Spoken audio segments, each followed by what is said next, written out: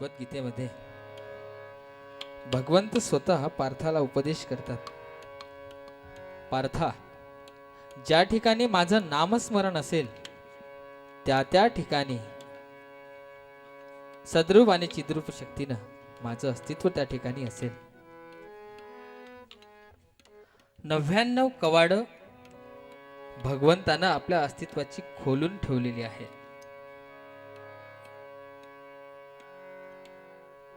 संसारी माणसाला गरज आहे ती फक्त आपल्या प्रेम भावनेचं, मनाचं एक दार उघडण्याचं. हे जर प्रेममय भक्तीचं एक द्वार आपण उघडलं तर ठाई ठाई आपल्याला ईश्वराची प्राप्ती झाल्याशिवाय राहणार नाही. संतांनी हाच मार्ग संसारात अटकलेल्या आपल्या प्रत्येक माणसाला सांगितलेला आहे.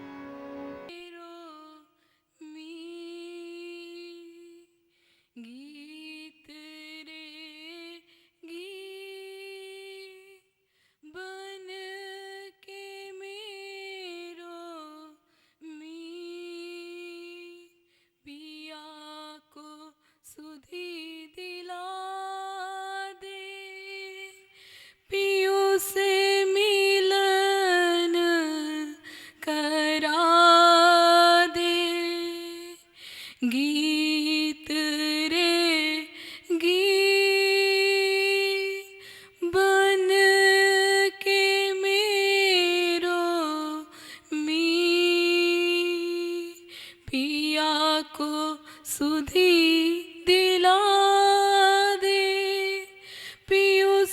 मिलन करा दे गगन मंडल में रहन पियू का और धरा पर सेज हमारी उसे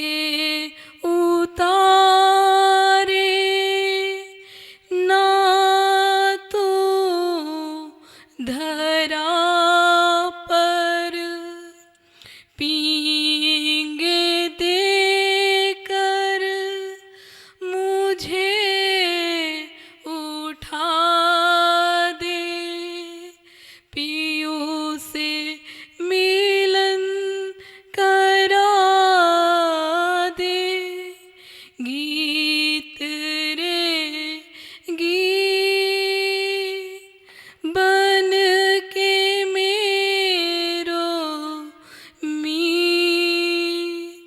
पिया को सुधी दिला दे पियू से मिलन करा दे नीरस राते सुनी राहे मौन यमुन तट भरते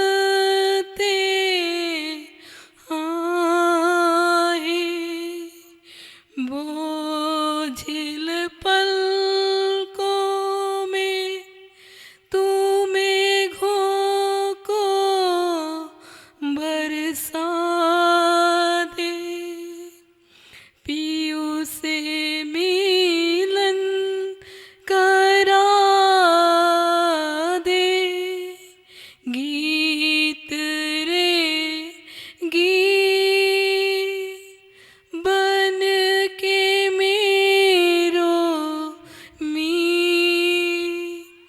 पिया को सुधी दिला दे पियू से मिलन करा दे मंदिर मंदिर भटक हमारी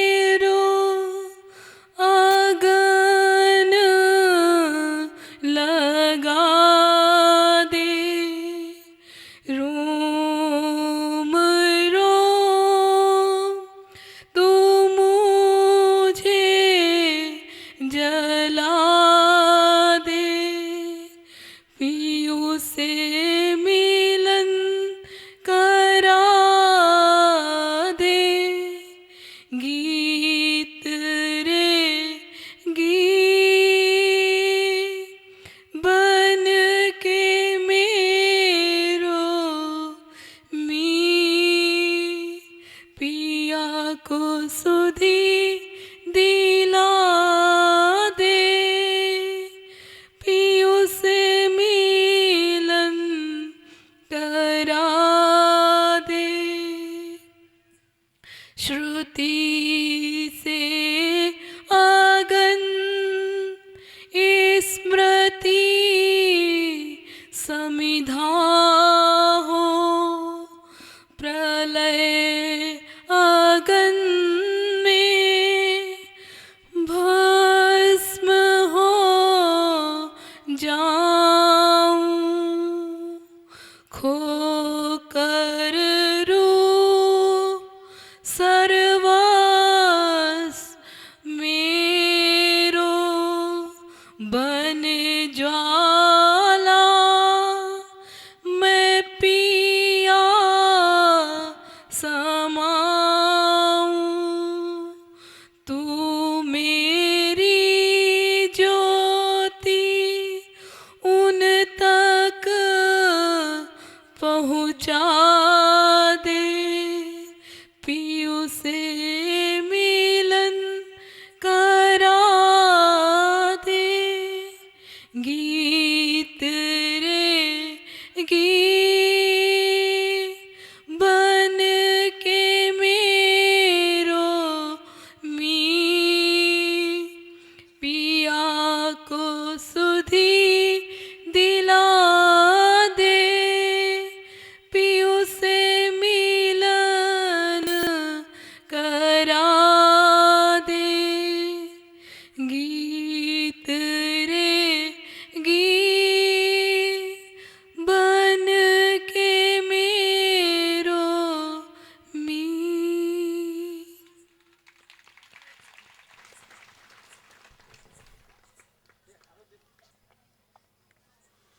हरि ओम नारायण हरि, गोविंद हरि गोविंद हरि। गीत रे गीत बन के मेरो मीत, पीयू से मिलन करा दे, पीयू को सुधी दिला दे। अद्भुत गीत है, अमृत भाव है जी बेटे।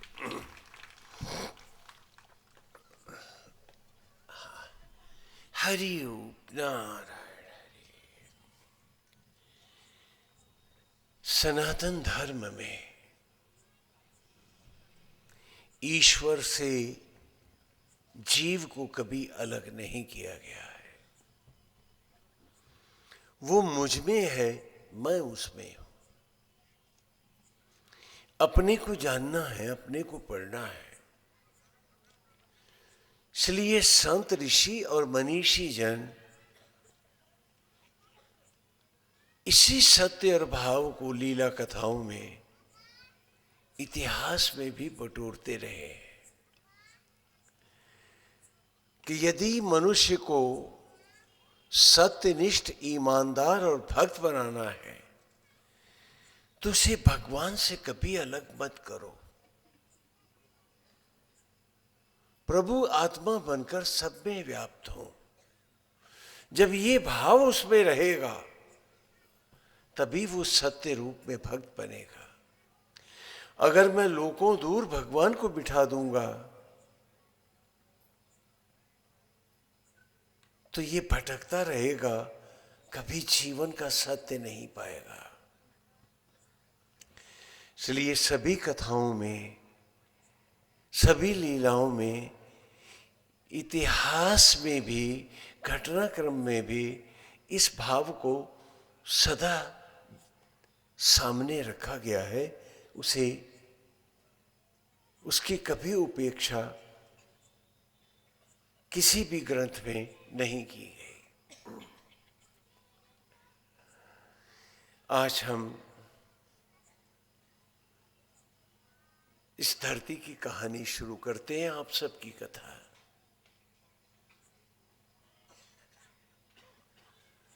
आज से लगभग 6000 वर्ष पूर्व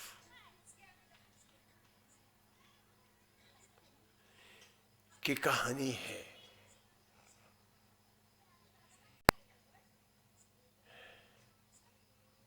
ये एक सुंदर साम्राज्य है, विदर्भ के नाम से प्रसिद्ध है। आपका इतिहास बता रहे हैं आपको। महाराज भीष्मक यहाँ के राजा हैं। बहुत ही धर्मप्राण राजा हैं, जनता के भक्त हैं। लोग आस्थावान और भोले हैं। वो आपके पूर्वज हैं, आप उन्हीं के वंशज हैं।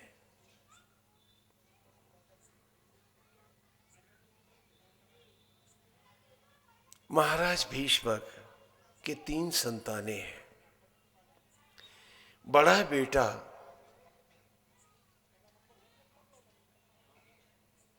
बेटा उसका नाम रुक्मी है। फिर एक बेटी है जिसका नाम रुक्मणी है, और जो छोटा बेटा है उसका नाम है रुक्मक। वे बहुत ही भक्त राजा है, राज परिवार है। पत्नी का उनके देहांत हो चुका है और साम्राज्य के उलझाव में महाराज फंसे रहते हैं। बच्चे उपेक्षित होते हैं। चारों ओर असुरों के साम्राज्य है और वो असुर इस प्रदेश को, इसके वैभव को लूटते रहते हैं, आप ही के पूर्वजों को। दंतवक्त्र, भौमासुर, महाराज जरासंध, नाना राजा हैं। और उसमें शिशुपाल भी है जिसका विदर्भ से जुड़ा हुआ राज्य है। ये यहाँ की कहानी है, आप सबकी कथा है, आपके पूर्वजों का इतिहास है ये, जो धीरे धीरे अब मिटता जा रहा है। सब लोग भूलते जा रहे हैं। असुरों का एक ही काम है। काम तो बहुत सारे हैं, शराब पीना, जुआ खेलना, और वो बीमारी आज भी हम लोगों में है। कहता हूं ये मेरे को दे दो और भक्त बन जाओ, तो आप लोग राजी नहीं होते। आप ही की हाँ पुरानी कहानी है जो उठाई है आज मैंने। और ये असुरों से प्रेरित होकर ऐसा करते हैं। शिशुपाल का मित्र रुक्मी है, उनका भी काम है जुआ खेलना, शराब पीना।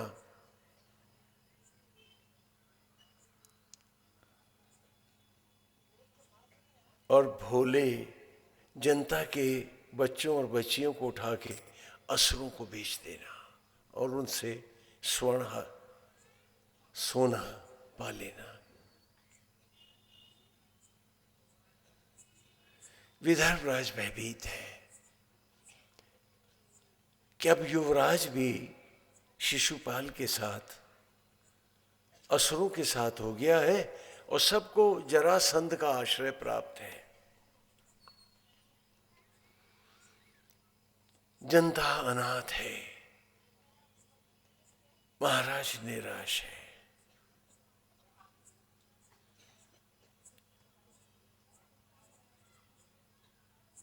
उन्होंने अपने राजगुरु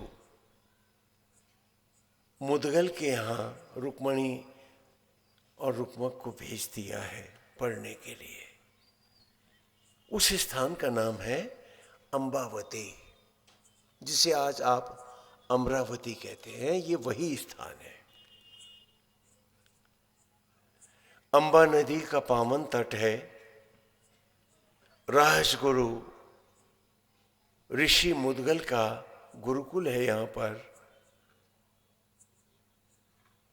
जहाँ रुक्मणी और रुक्मक पढ़ते हैं। उस युग में एक मर्यादा थी। आज तो सारी मर्यादाएं, हदें हमने तोड़ दी हैं कि गुरुकुल अयोध्या होते थे, अर्थात वहां कोई अस्त्र शस्त्र नहीं ले जा सकता, कोई युद्ध नहीं कर सकता। इस नियम को सुर और असुर दोनों मानते थे।